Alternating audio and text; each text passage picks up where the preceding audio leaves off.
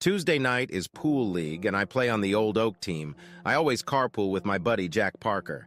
He lives a few streets over, and he and I do the driving duties 2 weeks in a row. Otherwise, one of us would drive to all the away matches. My wife Lee is friends with his wife. I've always had the impression that Elaine has a thing for me. She flirts with me more than Lee does with Jack. Traveling to and from the matches, Jack and I have our little tiffs, of course, especially when I'm driving and he's full of beer. He hints that he and Elaine would like to try an open relationship. I often get the impression that he's inviting me to make an exchange. They call it lifestyle these days, but it's not for me or Lee. On Fridays, I usually go for a beer after work. The pub is called The Talbot and is next door to my company, Barclay & Company. I have a friend at work, Mark Long, who goes with me. He's about 10 years older than me and is actually the manager of the department I work in. I feel a little sorry for him. He's been divorced for years, but still seems to pine for his ex. He lives in a big old house by himself and never goes out on dates. After a couple pints of beer, he starts pining away, talking about the good old days when he was married. Fortunately, he can only drink 3 pints, so I don't have to listen to him for long, and I get home before 9. My wife is originally from China. Her last name is Lee, and although the Chinese put last names first, she is comfortable being called Lee. She goes to a wine bar on Wednesdays with the girls from her office, but she doesn't drink much. She can't drive, so I drop her off and pick her up when she's ready to go home. A couple times, the girls have talked me into stopping for a glass of wine. The Chinese have some habits that are not so common in the West.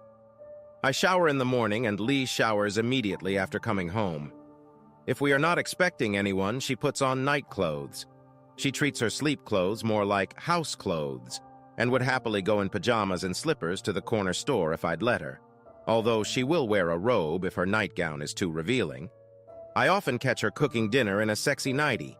The other thing is that I'm always naked under my pajamas, but she, whether it's a nightgown or pajamas, always wears panties. I've never known a woman with so much underwear. Not bras, she's quite petite and only wears them to work, but panties. Lee's got tons of them, half a dozen white but delicate, and over a dozen cotton panties, all the colors of the rainbow, plus a few thongs, mostly red or black, and some see-through French knickers. Sexy stuff, purely for my benefit. And one morning we were in the bathroom where we have shelves for cleaning supplies and spare toilet rolls. Hanging around the edges were 3 pairs of panties. The French panties were left over from our sex the night before. The other 2 were pink and lilac. "Lee, why do you wash your panties when you take a shower?" Ace. "What?" She spit out the toothpaste. "Roommates. When I was in university, we lived in a threesome, me and 2 men. I always felt awkward putting my panties in the machine with their stuff, so I washed them when I showered and dried them in my room. Would you rather I hung them out on the washing machine?" No, they add color. I was just curious." Soon there were clues, trivial things that popped into my head. It started after the pool match. On the way to the car, Jack sent a message on his phone.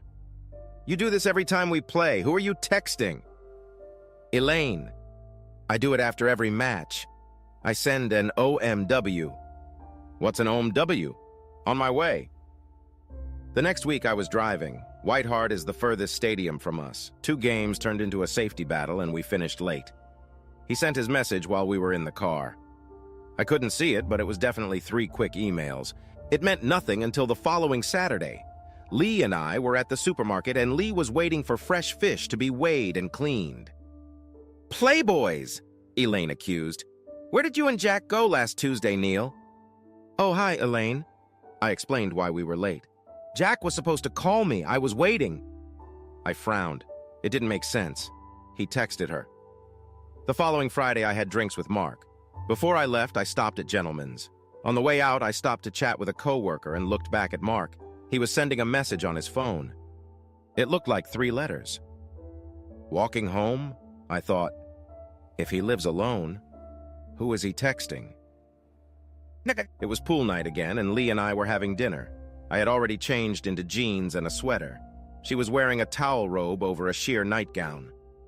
I dropped my chopstick, and as I lay under the table, I noticed that her knees were spread. She was wearing her usual weekday panties, dark blue, so the pair she had been wearing all day was hanging in the bathroom. When I got back from the match, Lee looked sexy. We won easily, and I was horny. "Turn off the TV and drop your panties," I commanded. She laughed and did so. After I had messed with her, we lay there panting and panting. "I guess my Neil did a good job today," she said. "Sure did," I replied. "They only won one game." My hero. And now that I've gotten rid of it, I said, I need to go and get rid of the beer. For men, peeing is a moment for introspection, like picking your nose when your car is at a red light. I rinsed off the water and watched the blue water swirl around the pot, as blue as her panties. I looked up to the shelves, and there lay her dark blue panties that she wore during dinner. I stopped breathing and reached out to squeeze them. They were still damp. On the other side of the shelf was a lemon-colored pair, not as damp. Those must have been the ones she wore to work today. So now Lee was probably getting back into the pink thong she was wearing when I had just fucked her. The lemon panties are for work, washing them at home. The blue ones are for dinner, and she washed those too. Later, I thought it over. Not much reason for her to change her panties again. Elaine said she was worried. What if Jack sent Lee an OMV, and Mark did the same? Those messages might mean I was on my way home, not them. On Friday, I went to the pub again. Early the next morning, I checked her phone.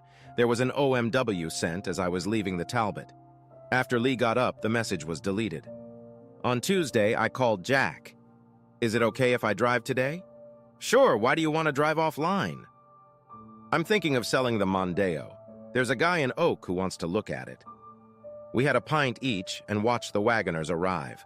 I spoke quietly to the guy who was drawing up the entry list and asked to play last. When Jack got up for his match, he threw his jacket over the back of his chair and rolled up his sleeves. I said, "My customer has just arrived. I won't be long." I took his phone from his jacket pocket, walked out into the parking lot, and drove home, bringing the queue with me. I parked on one of the streets and quietly slipped into the house. Taking the thick end of the queue out of its case, I silently walked up the stairs. I mentally envisioned the picture outside the bedroom door. Lee would be lying on his back with his knees up to his ears, and my so-called friend Mark would be drowning in it. I was going to hit him over the head and pondered how hard to do it. I wanted him to get hurt, but I didn't want to be accused of murder. As I opened the door, I realized I had hit the spot. Mark was up to his ears with Lee, her legs resting on his shoulders. Her phone was on the nightstand waiting for an OMV message. I figured I had a couple of seconds before they detected my presence. I used those seconds to my advantage. I swung at Mark and hit him in the right side of the jaw. He staggered to the side and sat on the floor, resting his elbow on the corner of the bed. His injury wasn't serious, but I relieved it with a second punch that only broke his nose. Lee rolled off the bed and stood in front of me. She was about to say something, but it couldn't interest me. I gently touched her face with the cue, smearing some of Mark's blood on one cheek. "If you don't want any of this, back off and be quiet." I would never hit her, so I was surprised when she did as she was told. Perhaps she had never seen me in such a quiet rage before. I lifted Mark to his feet and dragged him towards the door. "Lee, bring all your clothes downstairs, but don't put anything on." In the living room, I ordered Mark to kneel. He dropped like a stone, and I walked around behind him, placing the end of the cue on one of his shoulders. "Answer my questions quickly and truthfully, or you'll get more. So, how many times have you had my wife?" He glared at her as she appeared with the rolls of clothes. I gestured for her to drop them. He thought I would check his answers with Lee and Jack and answered. 6, he said. "Always on Tuesday?" "Yes. How did you get here today?" "By car. It's around the corner." That was all I needed right now. "Lee," I said, "lift up your panties. Mark, stand up." I didn't have time to check what she was wearing. It turned out to be a lacy black thong. I made her kneel in front of him, and he reluctantly got into them. Then I made him put on his shoes, leather lace-up brogues, no socks. I gave him the car keys. "You can go home. I'll keep your wallet and clothes and take some money as payment for the new carpet in your bedroom and compensation for the damage you did to my queue. But one more but, and you'll put it in your mouth." I waved it in front of his face. "And while you're running around the block, think about reorganizing our department. I'll keep your credit cards and driver's license until I get a promotion, and try never to drink at Talbot's again, Friday or any other night. I made Lee go to the window and watch Mark trot down the street. He looked ridiculous, pale buttocks jiggling in a little thong. Then we sat down on the couch. I know you're just raring to explain everything to me, but part of your punishment is that I won't let you do that. I don't want to hear that things weren't what they seem. It was just sex. Or that you love me with all your heart. Just answer me. I decided to test her with a question I already knew the answer to. Who else have you slept with behind my back? Jack. More? No. Why did you do that? She just shrugged. Did you always do it here, or have you ever been to their house? Only once I was at Mark's. You were playing pool with Jack, and I was outside his house fixing my phone. I'd been to Mark's. He was having a housewarming party right after he moved there after his divorce. Great place, much bigger than ours.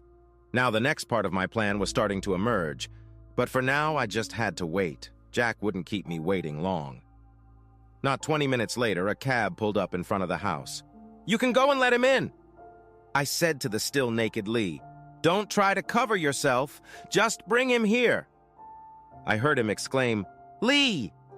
But she didn't say anything back. Neil, he began.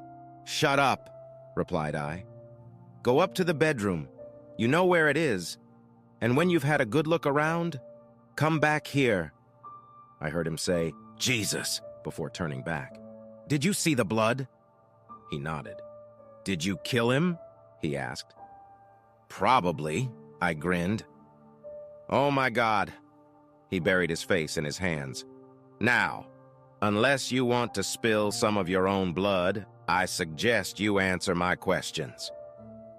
I threatened him with the cue, but there was no need. He would work under the assumption that I knew everything. How many times have you slept with Lee? About a dozen. So she started with him. Mark must have added later. Does Elaine know what you've been up to? No, please don't tell her. Oh? I was under the impression you were into that sort of thing. We've talked about it, but we haven't tried it yet. So you agreed that you'd try it first and then let Elaine know how it went. Is that it? No! We agreed to do it together or not at all. She'll kill me if she finds out. Please, Neil, I'm sorry. I'll do anything. That's what every man wants to hear. So, here's the deal. Take me, and Elaine will tell you everything. You go home and tell her you've thought it over, and you've decided that you don't really want another woman. In fact, you want Elaine to have another man? You want everyone to anticipate how she's going to get ready.